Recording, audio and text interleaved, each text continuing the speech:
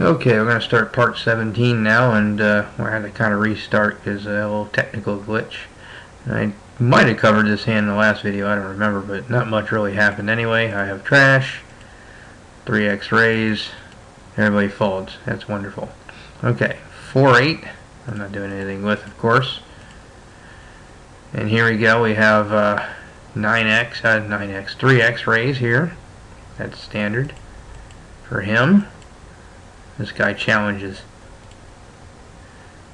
King Jack, so raisable hand for sure. So now we know at least he's raising a hand at least as strong in the cutoff. Ace Queen's going, of course, and King holds, and he finishes in 8th place. Okay, if I remember right, that's a dead hand. I don't know what happened to it. Now I get Ace Queen. Okay. Alright, now he's back to limping. Now he's a little bit, well, he's really the hijack. I mean, we've got a dead button technically, I suppose. And we've seen him raise King Jack. So, is this worse than King Jack? I don't know. Maybe because he's a little earlier, he might limp it now. I mean, he's pretty much got all of us well covered. So I don't know why he wouldn't be afraid to raise if he had something like that. But anyway. Okay, now this guy, who is the effective button here, decides to limp behind. Now, what is that? Is that something he just didn't feel like giving up? You know, something like some kind of suited connector or a small pair that he was hoping to see a cheap flop with? Maybe it was. I don't know. I can tell you one thing that might be called. It's called Saturday. I'm going to shove, of course. I like it when people do things like this on Saturdays, which are generally when a lot of awful people do come out and play. And as you see, 2 folds. Well, 3 folds if you include him. That was very helpful for me. 6,000 in dead money in my opinion. This guy limping behind here, I have no idea what he was thinking, but not a good idea. But I'm glad he did. Alright, here's another spot. 3x again. Now he's got more chips this time around. Last time he did this, it was kings. So maybe 3x is his real raise. I'm naturally not going to do anything with 2s here. If I suspected he was full of crap, this would be a pretty decent hand to try it with, but just not going to do anything, especially when this guy decides to flat call. Again, don't know what that means.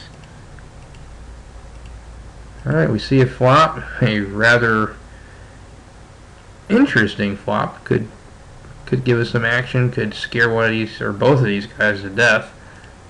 And he comes out for a quarter of the pot. Less than his raise even.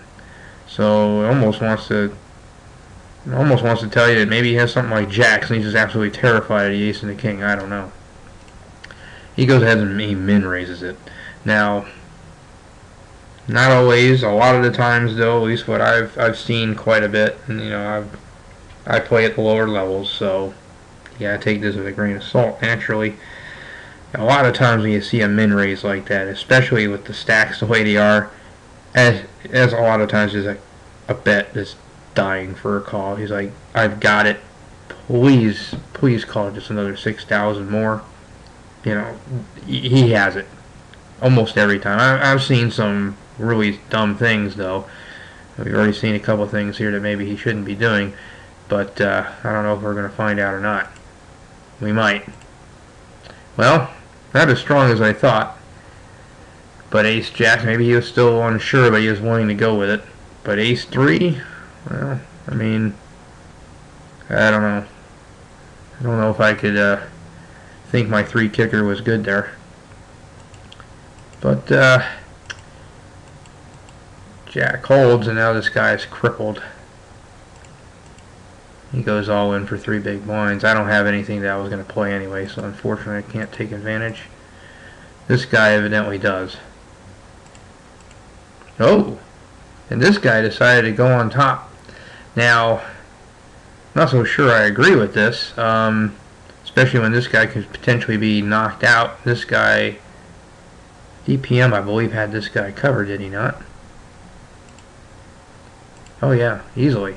He could have easily moved up the ladder here And it's starting to, I think the prizes are starting to matter too. So I'm semi surprised he went. I mean, then again, I mean, the odds he's getting aren't horrible by any means to tag along. So I almost wonder if that isn't really so bad, but we'll see here. I don't remember how this worked out. Let's see, I guess Ace King held, didn't it? Yeah, I remember that now. Yeah, I remember we just jumped to five-handed. Okay, so all of a sudden, with these things that have happened in the last two hands, I find myself in last place suddenly. Nice. Not awful. I mean, I'm still relatively close to the guy who I'm going to have blind battles with when I'm in the small blind, so that's not so bad. Also, still within striking distance of the other guy that I'm going to be dealing with in the blinds. And by no means really out of the, that far out of the woods. I mean, not out of the woods, but that far out of second place and third. I mean, we're one pot from swapping some things around here. He, of course, has a pretty pronounced advantage in chips. Don't know if he knows how to use it. Doesn't look like he does. Not yet. Okay. If I can get this thing to move. Okay, I guess we go here. Alright, blinds have now gone up, making my stack that much shorter. Pretty much, almost. I mean, we're going to be under that threshold of 13 big blinds that I like to use. 12, 13 big blinds, 10% ante still. But that's certainly not anything I'm going to play with. Okay, here we go. Plenty of leverage, and he limps in. Let's see if anybody's got a piece of this. Anybody got anything? Well, look at those hands. Okay, 8-7 offsuit. He left the limp in. Okay, so we know he's not strong. That's for sure. Alright. 3x again. Nothing doing here with my queen 5, and he gets it. Alright, here we go. 3x again. Definitely at least king jack. We've seen that. Oh, he'll take that down. Much as I'd like to, 7-4 just ain't going to cut the mustard here.